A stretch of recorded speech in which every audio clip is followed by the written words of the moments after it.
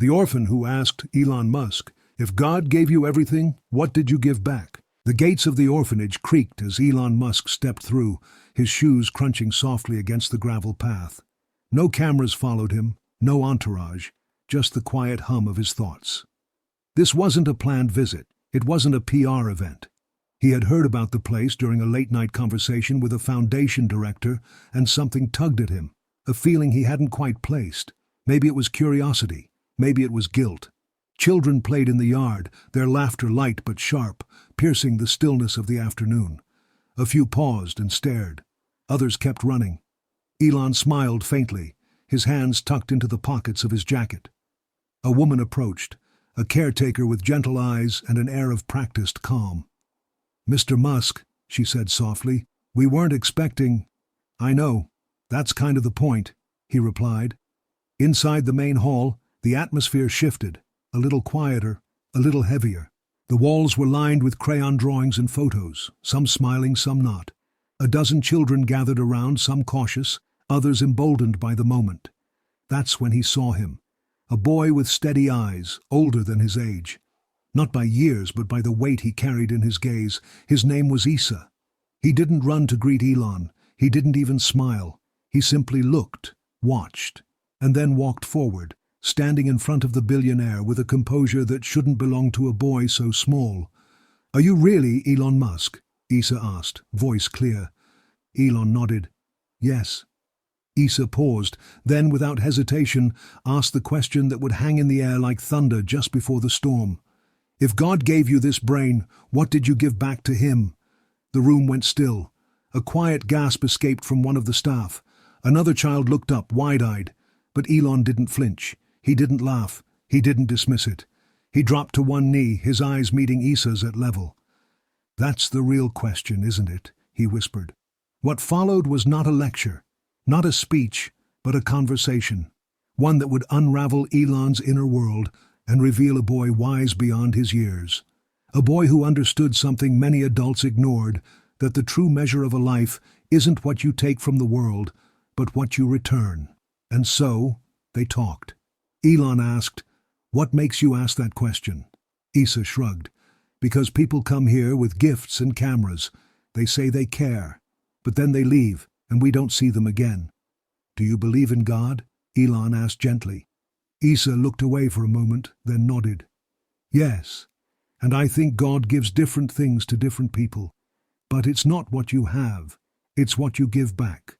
That's how he sees you." And now the audience wonders, what will Elon say next? Will a billionaire often called a genius be changed by a child's faith, or will he deflect, as always? Elon's lips parted slightly, not in surprise but in reflection. He glanced around the room. The peeling paint, the worn floor tiles, the stack of donated books in the corner, all of it whispered stories of survival, of forgotten childhoods, and of quiet strength. "I never thought of it like that," he finally said. "Giving back, not just to people, but to God." Issa tilted his head. "Isn't it the same thing?" That question struck Elon harder than he expected. He had spent decades building rockets, companies, and technologies, always reaching upward, to Mars, to AI, to the future, but rarely inward, and even less upward in the way Issa meant. "I always thought," Elon began, carefully choosing his words, "that solving problems was how I gave back. Climate change, transportation, education, using what I was given to make life better." "But who gave it to you?" Issa asked. Elon's eyes searched the boy's face. There was no judgment there, no challenge, just honest curiosity, and behind it, truth. "I don't know," Elon admitted. "Maybe the universe." Issa shook his head. "The universe can't love you back." That sentence landed like a quiet explosion, the kind that rearranges something deep inside. Elon smiled, just slightly. "So, you think God gave me this brain, this drive, all of it?" Issa nodded. "And he's waiting to see what you'll do with it." The caretaker sat nearby, pretending to tidy a shelf, but her eyes were glassy. Another child, about 8, crept closer, listening. The atmosphere had shifted again, this time not heavy, but reverent, as if something sacred was unfolding. Elon rubbed his hands together, the way he did when thinking. "You know, Issa, I've always asked the big questions, about the stars, about life, death, the mind, the soul. But I rarely asked, who am I answering to? Isa looked at him and simply said, maybe you are answering now. That stunned Elon, not in a dramatic way, but in a way that pierced through his layers of intellect, sarcasm, and self-defense. There were no debates here, no Twitter arguments, just a boy, a question, and silence filled with meaning. Audience cue, have you ever paused to ask yourself, who are you answering to? When all the noise fades and the success is behind you, what have you truly given back? Elon stood slowly and walked toward the window. Outside, kids chased a ball, their joy unfiltered. For a moment, he said nothing. Then quietly, he reached into his coat and handed a folded envelope to the caretaker. This is for the next 5 years. Food, clothes, books, no interviews, no posts. She opened it, gasped softly, and covered her mouth. Tears welled in her eyes, but Isa didn't smile. He stepped forward again. That's nice, he said, but what will you give from here? His hand touched his own chest. From the heart? Elon turned, stunned again, because money was never the real answer. Elon stared at Isa, not out of disbelief, but because something inside him was unraveling. A knot he hadn't realized existed, the kind of knot formed by years of ambition with no pause for the soul. From the heart. That phrase echoed in the back of his mind like a question he had run from his entire life. He looked at the donation envelope again. It was generous, substantial. But Isa's eyes weren't impressed. They were searching for something else. Why do you ask these kinds of questions? Elon finally asked. Isa sat cross-legged on the floor, looking up thoughtfully. Because if someone like you doesn't think about them, who will? Elon let out a breath. It was part laugh, part sigh. He sat down across from the boy, not as a billionaire, but as a man searching for something he'd buried under rocket fuel and press releases. I used to think purpose came from solving hard problems, Elon began, like building reusable rockets or creating sustainable cars. But no one ever asked me what I gave from the heart. Isa's eyes softened. Maybe they were scared you wouldn't have an answer. The words cut deep, not cruelly, but truthfully. Elon thought of all the interviews he'd done, the accolades, the critics, the followers and the skeptics. No one had ever asked him about his heart. And perhaps that's because they sensed there wasn't much left of it to see. Do you think I've been selfish? He asked. Isa shook his head. No, I think you've been busy. That hit even harder, because it was true. He hadn't been evil, he hadn't been cruel, but he had been occupied, so occupied with creating the future, he forgot to ask himself why he was racing toward it. Elon looked down. What do you think God wants me to give back? Isa didn't answer right away. He looked up at the ceiling, then said, maybe not more money, maybe your time, your ear, your care. You could come back, talk to kids, listen, help them believe they matter. Sometimes that's the hardest thing to give, yourself. That simple idea made Elon's chest tighten. He had built empires. But had he ever just sat, listened, and given someone his full presence? And now the audience leans in, wondering, can a man known for colonizing Mars be changed by a child in an orphanage? What is worth more, reaching the stars or touching a single soul on Earth? The room was quiet again. Not heavy this time, but full of awareness. I never had much of a father, Isa added. But when someone listens to me, really listens, it feels like God didn't forget. Elon's throat tightened. For the first time in a long time, he didn't have an answer, just a feeling. And in that silence, something sacred passed between them. Not wealth, not ideas, but something more eternal. Connection. Elon stayed quiet for a long moment, letting Isa's words settle deep inside. The room seemed to breathe with them, as if the walls themselves were listening.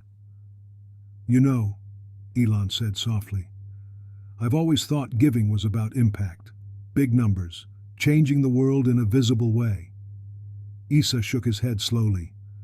Sometimes the biggest impact is invisible. It's the hope you plant in one heart. That one spark can grow into a fire. Elon nodded, but his mind raced. He thought about the people he'd met on his journeys, the projects that shaped humanity's future. and how many of them had felt like distant achievements, celebrated in headlines but leaving a hollow space inside. Do you ever wonder if all the things we build, rockets, cars, cities, mean anything if they don't bring people closer to each other? Closer to God? Isa asked. Elon looked at him sharply. Closer to God? That's not a question I've been asked before. Isa smiled gently. Because most people don't believe it matters. They think faith is private or old-fashioned. But I believe it's the foundation. The audience might now ask themselves, what foundation do you build your life on? Is it wealth, success, or something deeper? Something that can't be bought or programmed? Elon's gaze fell to the floor. Faith. It's always been complicated for me. Science and faith. Sometimes they feel like they're at odds. Isa's expression softened. They don't have to be enemies. Faith is about trust. Science is about discovery. Maybe they're just two ways of searching for truth. That idea lingered between them like a thread waiting to be woven into something greater. Do you ever feel scared to believe? Elon asked, surprising himself. Isa nodded slowly. Sometimes. But I think God gave me the strength to ask questions, not just to accept answers blindly. Faith isn't about being perfect. It's about being real. Elon smiled, a genuine one this time. I like that. Being real. Isa's eyes sparkled with hope. That's what I want for everyone, to be real, with themselves, with God, with each other. The room felt lighter now, filled with a kind of peace that comes from honest conversation. Elon stood and looked around at the children again. You've given me a lot to think about, Isa. Isa shrugged. I'm just a kid. No, Elon said firmly. You're a teacher.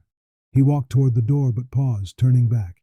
I want to come back, not for the cameras, not for the headlines, to listen, to learn, to give back from the heart. Isa smiled, a small but powerful victory. I'll be here. As Elon left, the question hung in the air. What will you give back if you had everything? The days after Elon's visit felt different inside the orphanage. The children buzzed with quiet excitement, whispering about the man who had come, and more importantly, stayed long enough to listen.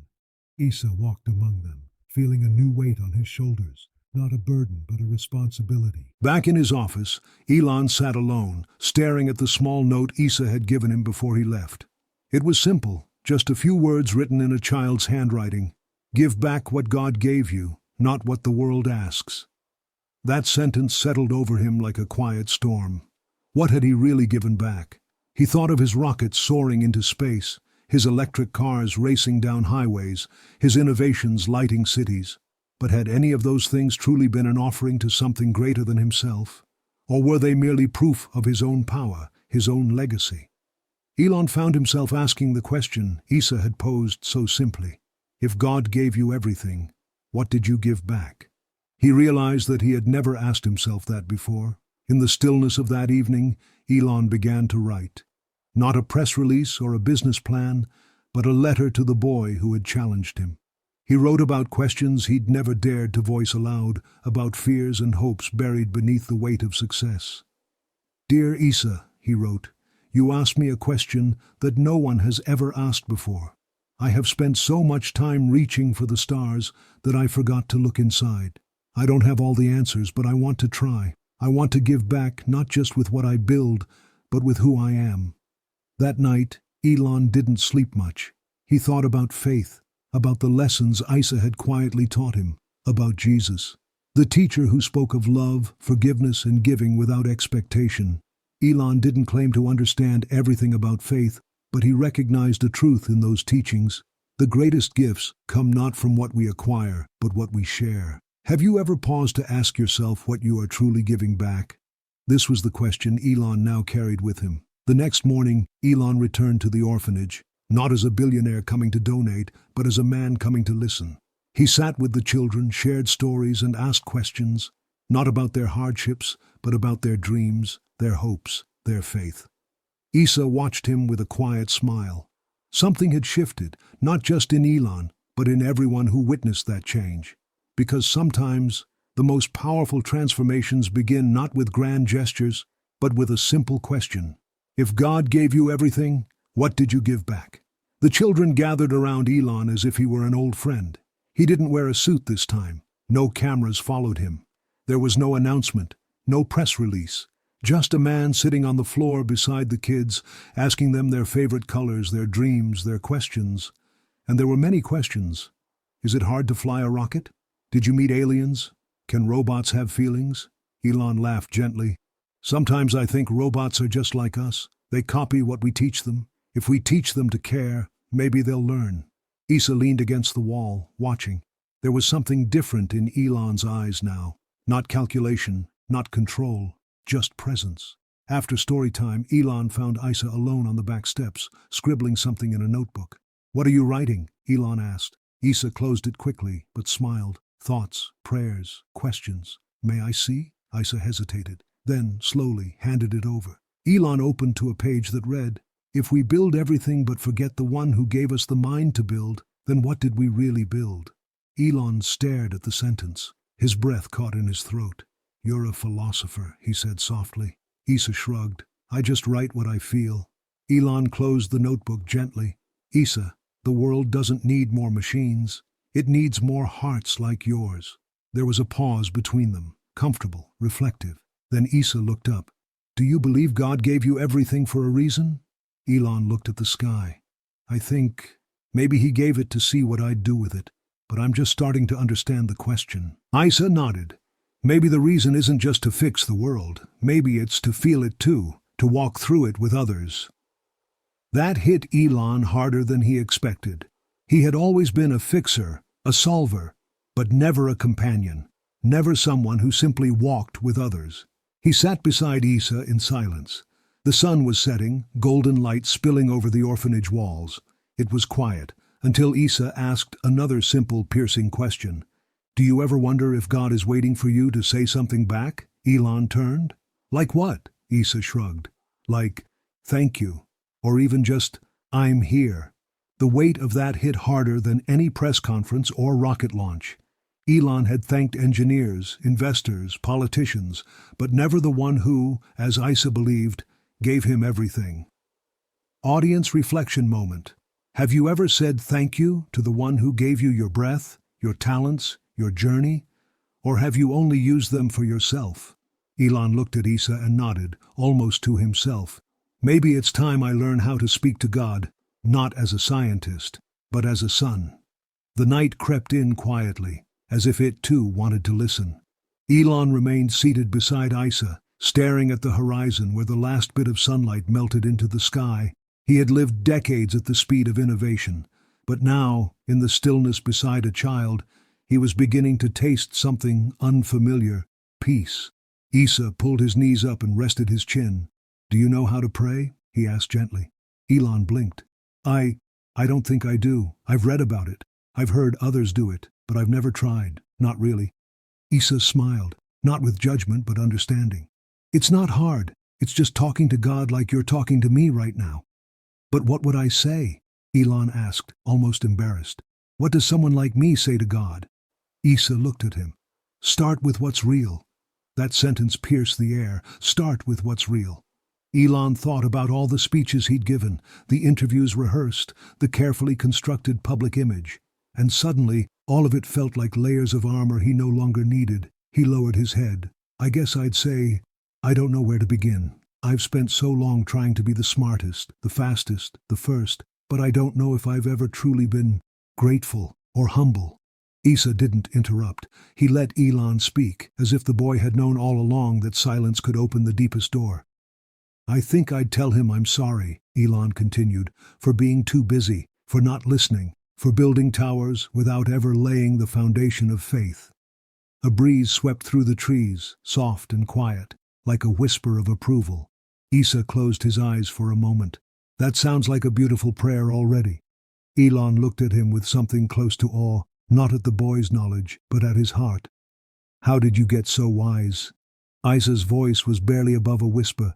"When you don't have everything, you learn to see the value in what little you do have. I've never had money or parents, but I've always had God. That was enough."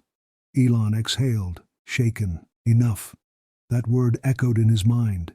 He had always chased more power, more breakthroughs, more time. But Isa was teaching him something revolutionary. The richest souls aren't those who possess the most, but those who believe they already have enough. Audience trigger question. What if the thing you're chasing can't fill the emptiness inside you? What if what you need isn't more, but meaning? Elon looked up at the night sky, his canvas for colonization, now transformed into a sanctuary for reflection. And quietly, under the stars, he whispered, "Thank you." It wasn't loud, it wasn't rehearsed, but it was real. And for the first time in a long time, it was enough. The stars blinked above them like silent witnesses. Elon remained seated, his whisper of thank you still hanging in the cool night air, as if the heavens had leaned in to hear it. Isa said nothing. He simply smiled, like someone who had been waiting for that moment, not for recognition, but for the beginning of something deeper.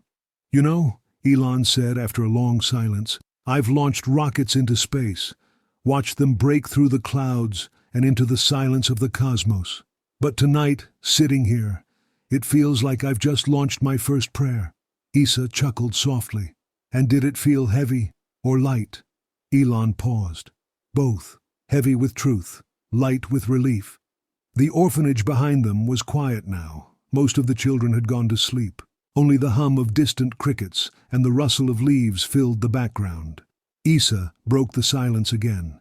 "Elon, have you ever asked yourself what kind of legacy you want to leave behind?" "I've asked that question many times," Elon replied, "but I always thought legacy meant invention, technology, my name on a plaque somewhere. Now, I'm not so sure." "What if legacy is not what you build, but what you awaken in others?" Isa said softly. That question struck like a quiet thunder. Elon looked at him, surprised. "What you awaken in others?" "Yeah," Isa nodded, "like a light passed on, a kindness remembered, a moment that made someone feel closer to God or to themselves."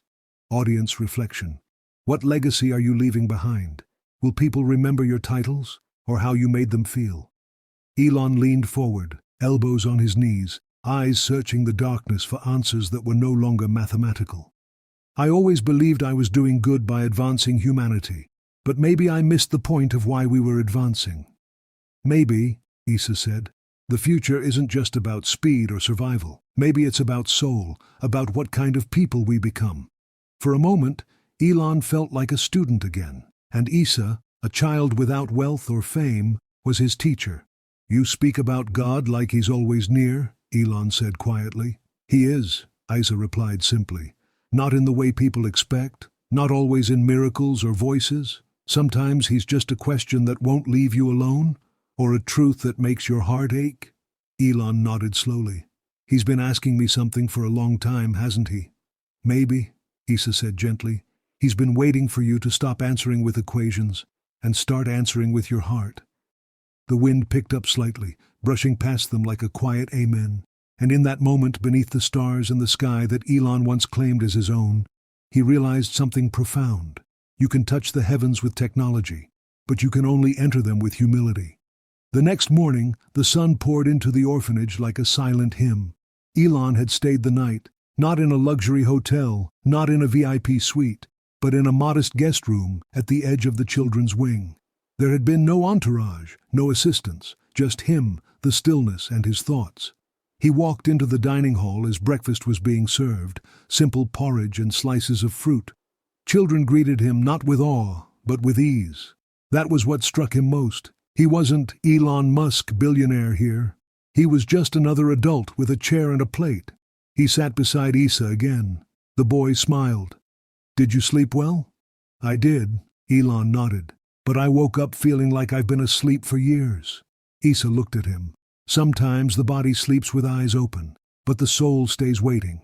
Elon stared into his bowl, quiet for a moment. "Why do you think God lets people like me have so much, while others, like you, like your friends, have so little?" Isa didn't answer right away. He took a small bite and chewed thoughtfully before speaking. "Maybe it's not about who has more," he said. "Maybe it's about who understands what they have." That answer was simple, yet devastating in its wisdom. Elon looked around. Some of the children wore torn shirts, mismatched socks. Yet there was laughter at every table. Jokes, smiles, gratitude. They weren't bitter, they were alive.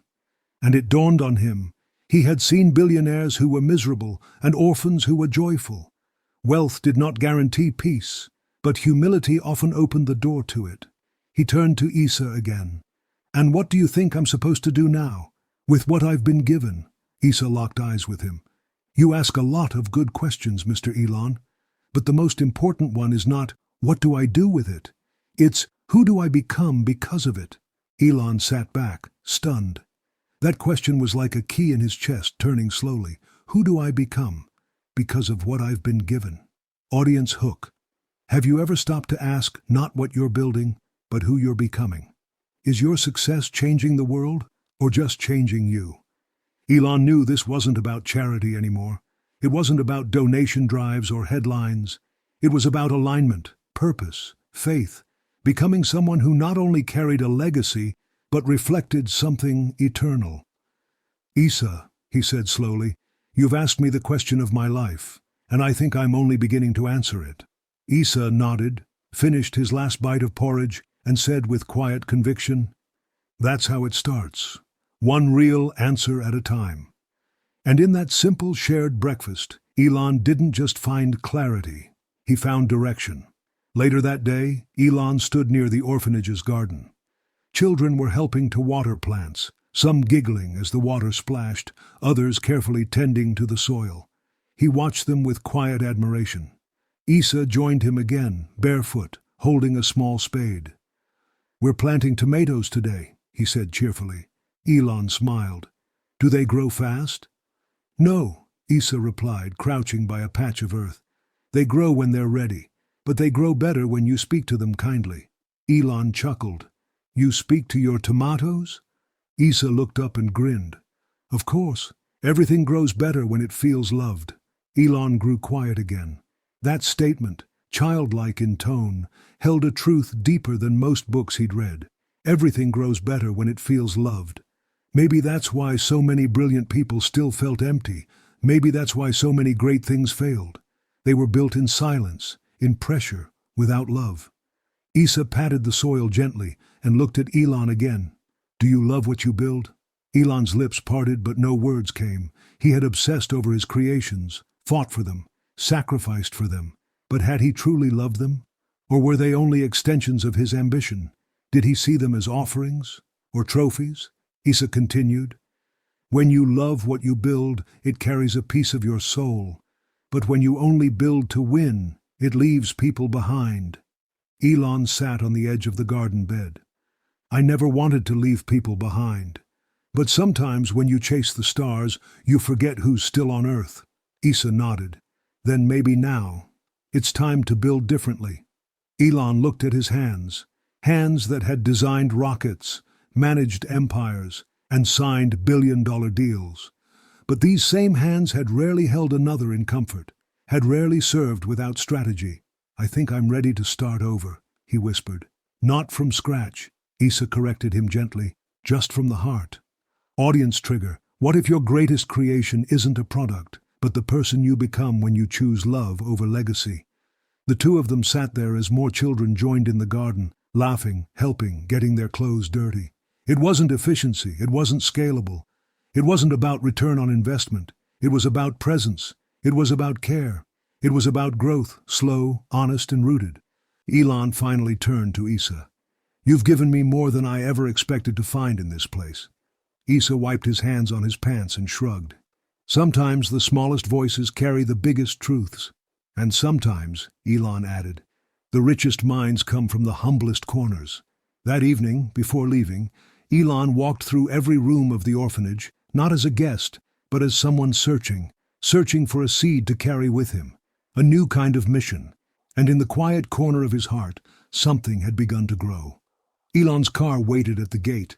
The staff had respectfully given him space, sensing that this visit was unlike any before. It wasn't ceremonial, it wasn't for publicity, it had become personal. As Elon walked toward the exit, Isa followed beside him. There were no goodbyes yet, just a lingering silence, heavy with meaning. "Will you come back?" Isa asked, looking up at him, not pleading, just wondering. Elon stopped. "I don't think I'll ever really leave." Isa tilted his head. "What do you mean?" "I mean," Elon replied, "this place. You You've changed something in me. You made me ask the kind of questions that matter. And those questions won't leave me alone." Isa nodded slowly. "Then that's how you'll know God is still talking."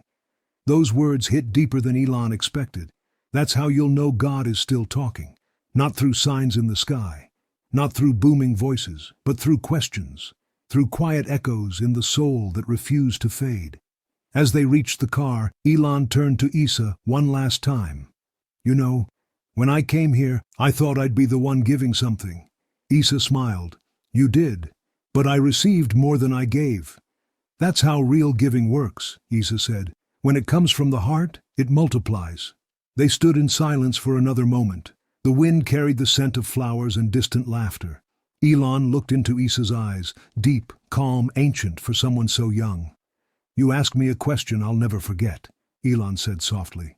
Isa didn't reply. He just waited. "If God gave me everything," Elon repeated slowly, "what did I give back?" And then he said something he had never said before.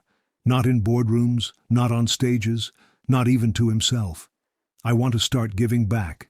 Not with money, not with machines, but with who I am becoming." Isa smiled, like someone who already knew. "You already have," the boy whispered. Elon stepped into the car. The driver nodded and pulled forward slowly. As the orphanage faded behind him, he realized something profound. Some journeys don't require rockets. Some revolutions begin inside. Audience question: when was the last time you paused and asked, "What am I giving back?" Not just in wealth, but in kindness, in time, in presence. He looked out the window, but his eyes weren't focused on the road. They were turned inward, toward the landscapes of a heart that had been asleep for far too long. In that silence, a plan began forming. Not a business plan, a life plan.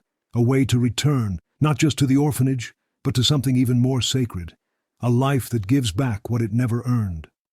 The drive back to the city was long, but Elon didn't feel it. His mind, usually racing with numbers, projections, and launch schedules, was now occupied by something deeper. The words of a barefoot orphan had dismantled decades of noise. He stared out the window, watching villages blur past. Farmers tending to fields, children chasing kites, old men sipping tea by dusty roadsides.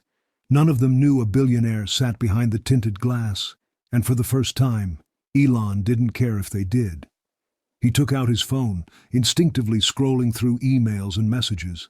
But nothing felt urgent anymore. The important things had lost their weight. He locked the phone and placed it face down. Instead, his mind returned to Isa's voice. "Maybe it's not about who has more. Maybe it's about who understands what they have." That sentence replayed like a sacred mantra. Because understanding what we have, our life, our breath, our mind, our opportunities, is the beginning of gratitude. And gratitude is the birthplace of humility. That night, back at his penthouse, Elon stood before the massive floor-to-ceiling windows, city lights sparkling beneath him. Skyscrapers stretched like arms into the heavens, but none of them touched him like the quiet garden back at the orphanage. He poured a glass of water, but didn't drink it. Instead, he sat on the floor. It was a strange act for him. No couches, no tech. Just the floor, the silence, and that question that still hovered like a gentle flame. If God gave you this brain, what did you give back to him? He began to write, not tweets, not memos, but thoughts, handwritten, raw. "I've built rockets, but now I want to build people. I've created algorithms, but now I want to create moments of meaning. I've tried to change the world, but I forgot to let God change me." Audience question: what are you building with your life? And is it aligned with the deepest truth in your heart? In that moment, Elon understood something he had never truly grasped before. Giving back to God wasn't a grand gesture. It wasn't a foundation with his name. It was an act of remembering the source and living in response to it. That night, he called his team and made an unusual request. He wanted to create a new program, not for investors, not for fame, but for forgotten children. No press releases, no logos, just a quiet return, a giving back. Isa's words had awakened something that couldn't be undone, and Elon knew he would never see life the same way again. Because once your heart hears the right question, it never stops searching for the answer. Days passed, but Isa's question followed Elon like a shadow that moved even in darkness. It was no longer just a memory. It had become a companion, walking beside him through every meeting, every moment of solitude, every decision he now approached with a new lens. His team noticed the shift.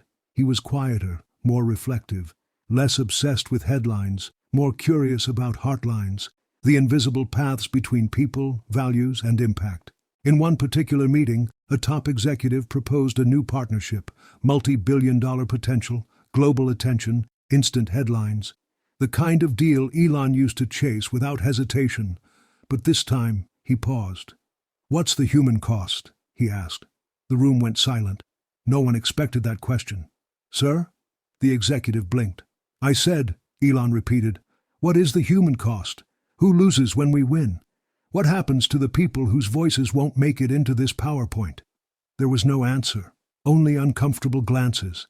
And Elon, without raising his voice, closed the folder and said, "We'll revisit this after we answer the questions that actually matter."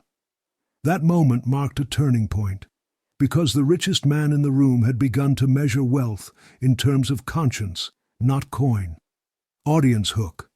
What if your next big decision wasn't about profit but about peace, not about scale but about soul?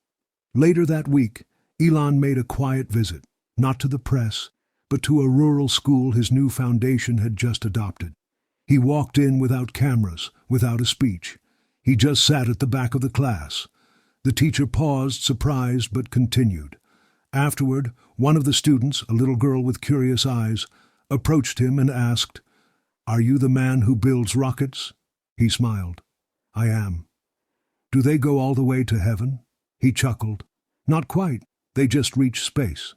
The girl thought for a moment and said, "Maybe you can build one that talks to God." That sentence hit him like thunder wrapped in innocence. Maybe you can build one that talks to God. It wasn't about metal or fuel. It was about a life that reaches upward, a soul that dares to bridge the gap between intellect and spirit. That evening, he wrote again in his journal, "I have mastered machines, but I am still learning how to listen. God doesn't need my rockets. He needs my remembrance. And maybe the greatest launch is the one that begins inside." And somewhere in the heart of that reflection he realized he wasn't just answering Isa's question anymore, he was becoming the answer. Weeks later, Elon returned to the orphanage, unannounced again. No one expected him, no media, no entourage, just him, walking quietly through the gate like someone returning home. Isa was in the courtyard, playing chess with one of the younger boys. When he saw Elon, he didn't jump or gasp. He simply smiled, like he had been waiting. "You came back," Isa said. "I said I wouldn't really leave," Elon replied, walking closer. They sat together under the same tree where it all began. The wind rustled the leaves like gentle applause. "Do you have more questions for me?" Elon asked. Isa grinned. "Do you have more answers?" Elon paused. "Maybe not answers, but I have something better. I have questions of my own now." Isa tilted his head. "Good. That means you're still growing." There was a moment of silence before Elon leaned forward. "Isa, do you ever wonder why you were the one to ask me that question?" The boy didn't flinch. "Because someone had to." "But why you?" Isa looked up at the sky, his eyes reflecting a kind of peace far beyond his age. "Maybe because I had nothing to lose," he said. "And when you have nothing to lose, you're not afraid to ask what matters." That sentence struck Elon like lightning wrapped in silk. When you have nothing to lose, you're not afraid to ask what matters. Maybe that was the curse of abundance. The more you have, the more you fear losing. The more you build, the harder it is to question your own foundation. But Isa, he had no empires, no assets, no brand to protect, and so he could speak with holy boldness. Elon took a breath and looked Isa in the eyes. "I want to start something with you. Something real, a new kind of academy, a place where orphans, dreamers, believers, kids like you, can grow into builders of truth and kindness." Isa's eyes widened, but he didn't interrupt. "No entrance tests," Elon continued. "No tuition. Just a place where minds and hearts can grow together. A place that teaches not only science, but also spirit. Not only how to build machines, but how to build meaning." Isa blinked. "You want me to be part of that?" "You're the first teacher," Elon said quietly. You already taught me more than most professors ever did. Audience trigger. What if the next great institution wasn't founded by power, but by humility? Not by prestige, but by purpose. Isa didn't speak right away. Then he nodded, slowly. Okay, but on one condition. Elon raised an eyebrow. Which is? Isa smiled. Promise me it won't be named after you. Elon burst into quiet laughter, the kind that comes from a soul finally free. I promise, he said. The academy didn't begin with architects or engineers. It began with notebooks. Elon and Isa sat beneath the same tree each week, sketching ideas not for buildings, but for principles. Not for classrooms, but for conversations. They wrote down values, not just subjects. Questions, not just curriculums. They named the first notebook, the School of Giving Back. Inside, they didn't write lesson plans. They wrote soul plans. Page 1 read, Before a child learns to build the world, teach them how to care for it. Before they calculate numbers, help them feel compassion. Before they memorize facts, teach them to ask why those facts matter.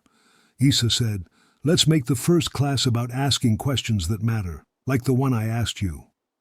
Elon nodded. Then let's find more children who are brave enough to ask those questions.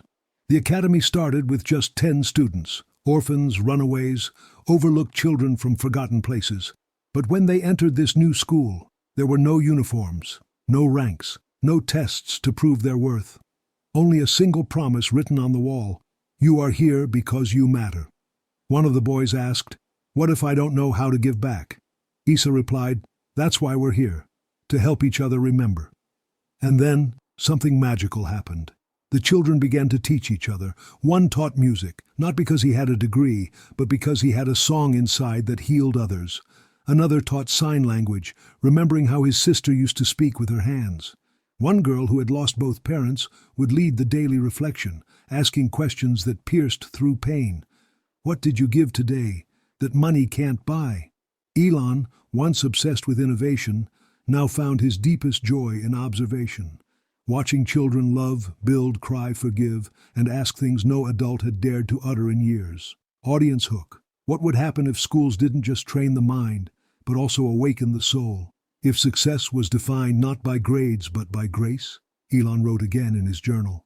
Every child here reminds me of what I forgot, that we were not made to conquer planets, but to understand why we were given life at all. And yet, there were still nights when he sat awake wondering, will the world understand this? Will they call it weakness? But every time doubt crept in, he remembered Isa's face, his voice, that first question. And he knew, no matter what the world said, he had already begun to answer it. Not through donations, not through headlines, but through transformation. And that was the beginning of something not just new, but eternal. As the academy grew quietly, word spread, but not through flashy ads or social media blasts. It spread through stories whispered from child to child, from heart to heart. A place where you could ask the questions others feared. A place where giving back was more than a slogan, it was a way of life. One afternoon, Elon found himself in a small circle with the children, sharing stories from his own childhood, moments of struggle and loneliness he rarely revealed. Sometimes, Elon said softly, the greatest invention isn't a machine or rocket, it's courage. Courage to face your own fears, courage to ask the hard questions. Isa leaned forward. Like the question I asked you? Elon nodded. Exactly like that. A little girl raised her hand. But what if people think we're weak for asking questions about God or faith? Isa smiled gently. It's the strongest thing we can do, to ask and not be afraid of not knowing, to believe and still seek. Elon added, faith isn't about having all the answers. It's about trusting the journey. And sometimes the most powerful answer comes through silence. The children sat quietly, absorbing the weight of those words. Audience question. When was the last time you allowed yourself to be vulnerable enough to ask the questions you really want answered? Later that week, Elon invited a small group of his closest advisors to the academy. He wanted them to see what was happening, not to impress, but to inspire. As they walked through the classrooms filled with laughter and learning, he whispered, "This is where the future begins." One advisor whispered back, "But this isn't a typical future. It's not about profit or expansion. No, Elon agreed. It's about purpose. And that changes everything. Back in his journal that night, Elon wrote, "I've realized that the greatest technology isn't in circuits or software. It's in the human heart. And when we connect that heart to something greater than ourselves, something sacred, we unlock a power no machine can replicate." And then he asked himself quietly, "If God gave me everything, what am I truly giving back?" The answer was no longer about money or fame. It was about love, and the courage to live that love every day. Time passed, and the world outside continued its relentless pace. Headlines screamed about progress, profits, and power. But inside the academy, a different story was unfolding, a story of healing, growth, and awakening. One day, Elon sat with Isa under their favorite tree. The sun was setting, painting the sky in shades of gold and crimson. Isa looked up and asked softly, "Elon, do you think God is proud of what you're doing?" Elon paused, feeling the weight of the question like a stone sinking deep. "I don't know," he admitted, "but I hope so, because this feels right in a way I never felt before." Isa smiled. "Maybe God doesn't need us to be perfect. Maybe he just wants us to be willing." Elon nodded slowly, absorbing the truth in those words. The lesson was simple, yet profound. Giving back isn't about perfection. It's about intention. It's about the willingness to show up, even when it's hard, even when the world doesn't see. Audience question: what if the greatest act of faith is simply to keep trying, to keep giving, even when the outcome is uncertain? That evening, Elon reflected on his journey, from a boy fascinated by rockets to a man humbled by a child's question. He thought about the nights spent chasing ambition, the days lost in the pursuit of more, and the moments now filled with meaning. He realized that the true measure of success wasn't in the stars he reached, but in the hearts he touched. And in that quiet realization, he found peace. Elon's story became more than a tale of technology and wealth. It became a testament to the power of faith, humility, and the courage to give back. A story that invites each of us to ask, if God gave me everything, what did I give back? And maybe, just maybe, that question is the beginning of something greater than any of us could imagine. Months passed, and the academy blossomed quietly, a beacon of hope in a world often blinded by noise. Elon found himself changed, not just as a businessman, but as a man searching for deeper meaning. One afternoon, as he walked the hallways, a young boy tugged at his sleeve. "Sir," the boy said, "how do you stay humble when you're so famous?" Elon smiled, kneeling to meet the boy's gaze. "Because I remember Isa's question," he said softly. "It reminds me that everything I have is a gift, not just mine to keep, but mine to give back." The boy's eyes widened. "So giving back is what keeps you grounded?" Elon nodded. "Exactly. It's the anchor in a storm." Isa appeared then, joining the conversation. "Humility," Isa added, "isn't thinking less of yourself. It's thinking of yourself less." Elon chuckled. "That's one of the best lessons I've learned here." Audience hook. What anchors you when life's storms rage? What question keeps you grounded? Later that day, Elon invited the children to share their own stories of giving back. A girl who once struggled with fear shared how she helped her neighbors in need. A boy who had lost hope spoke of teaching others to read. Each story was a thread weaving a tapestry of love, courage, and faith. Elon realized that giving back wasn't just about grand gestures. It was about everyday acts of kindness, quiet moments of courage, small sparks that light the darkest places. That night, as Elon wrote in his journal, he paused and asked himself, "If God gave me everything, what did I give back today?" And the answer was no longer distant. It was alive, it was real, and it was waiting inside each of us. Winter approached, casting long shadows over the academy's courtyard, but inside, the warmth of learning and faith never faded. Elon noticed how the children, despite their hardships, radiated a light that no cold could diminish. One evening, as snowflakes fell silently outside, Elon found himself alone with Isa, both staring at the flickering fireplace. Isa broke the silence. "Elon, have you ever felt scared to give back, like maybe it won't be enough?" Elon looked into Issa's eyes, seeing a reflection of his own doubts. I have, he admitted, many times. Sometimes it feels like the world's problems are too big, and what I do is just a drop in the ocean. Issa nodded thoughtfully. But even a drop can create ripples. Elon smiled. Yes, and ripples can grow into waves that change the shore. Audience reflection. Have you ever doubted that your small acts could make a difference?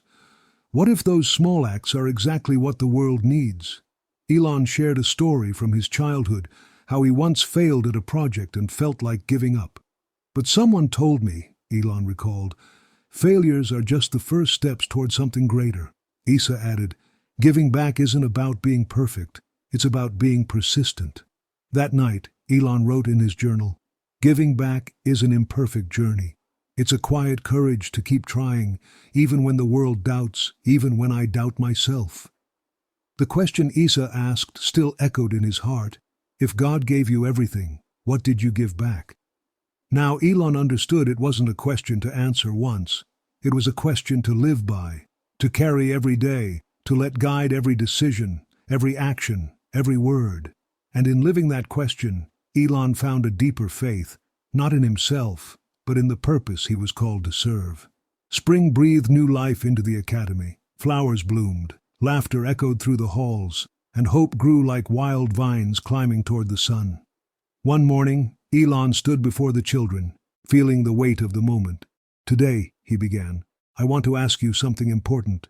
The room fell silent. What does it mean to give back? Elon asked. Hands shot up. To help others, said one girl.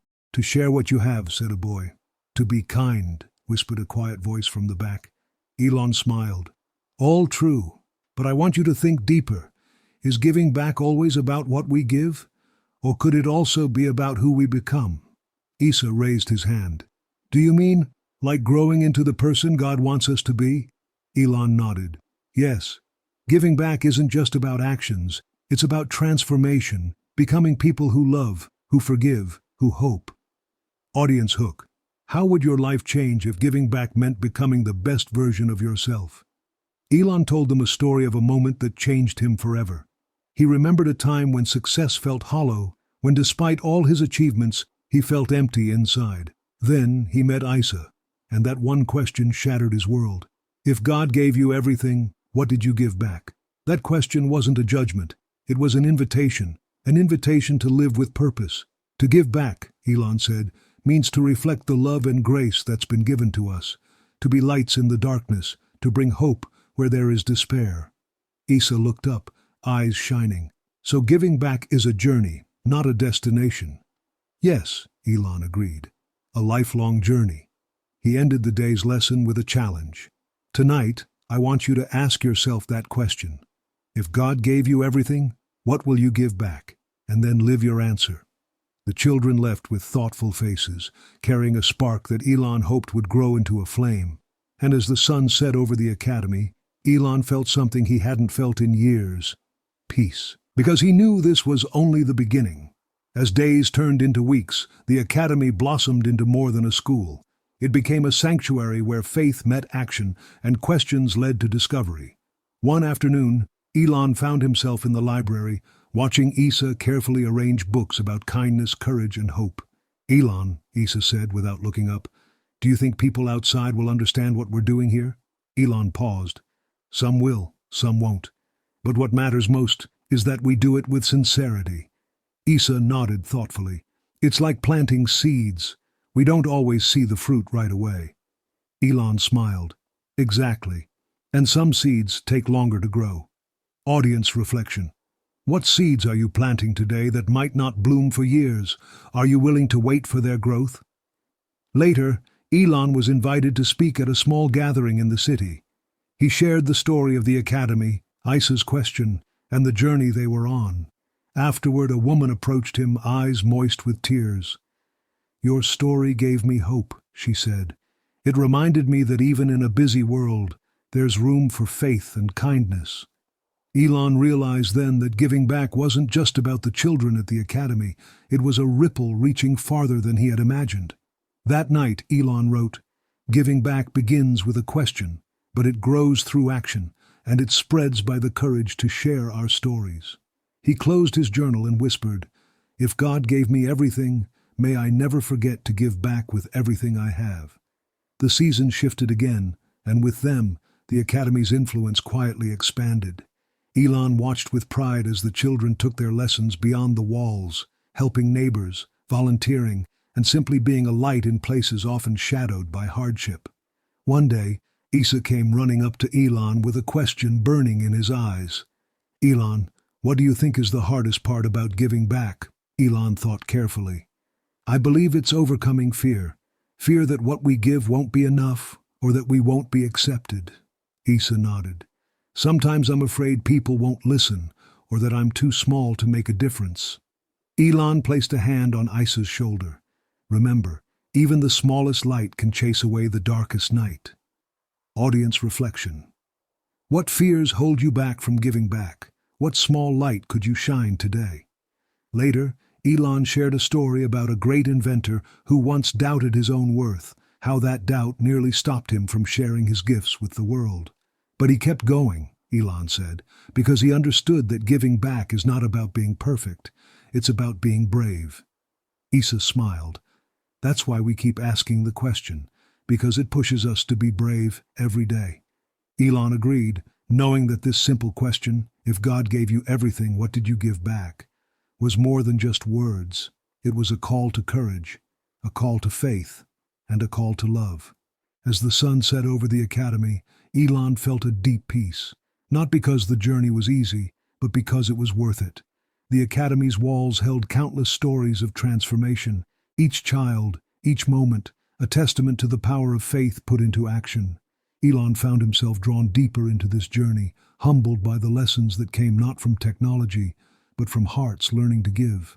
One evening, as stars blanketed the sky, Elon and Isa sat quietly by the fire pit. The crackling flames danced between them. Isa spoke softly. "Elon, do you think God is always listening when we give back, even when no one else sees?" Elon looked up at the vast night sky. "I believe he is. Sometimes the most important acts are the ones done in silence." Isa nodded. "Like when we help others without expecting thanks." "Exactly," Elon said. "True giving is about love, not recognition." Audience reflection. Have you ever given without expecting anything in return? How did that make you feel? Elon shared a story from his life, how a quiet act of kindness from a stranger once changed his path. "That moment," Elon said, "reminded me that giving back is not just what we do, but what we pass on." Isa smiled. "So every act of giving creates a chain of hope?" "Yes," Elon replied, "and that chain can change the world." As the firelight flickered, Elon felt a profound gratitude, not for what he had achieved, but for what he was becoming. The question that began it all still echoed in his heart. If God gave me everything, what did I give back? And now it was no longer a question of pressure, but of purpose. The Academy's journey had transformed Elon in ways he never imagined. What began as a simple question from a boy named Isa had grown into a life-changing mission. One morning, surrounded by the laughter and hope of the children, Elon stood before them one last time. "If God gave you everything," he said gently, "what will you give back?"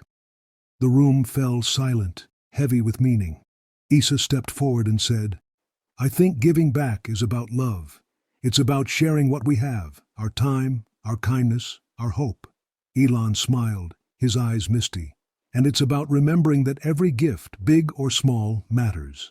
He looked around at the faces before him, young hearts ready to change the world. "Faith isn't just believing in something unseen," Elon continued. "It's living with a purpose greater than ourselves." He paused, then shared the truth he had learned. Giving back isn't a one-time act. It's a daily choice, a path we walk not alone but together, with courage, humility, and love. Audience reflection. What daily choices will you make to give back? How will you live with purpose? As the children clapped, Elon felt a peace deeper than any achievement, because the real journey had only just begun.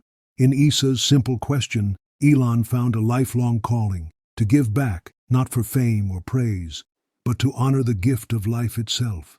And so, in a quiet moment away from the world's spotlight, Elon knelt and whispered a prayer of gratitude. For the brain, the heart, the chance to give back. For the hope that through faith and love, we can all be part of something greater.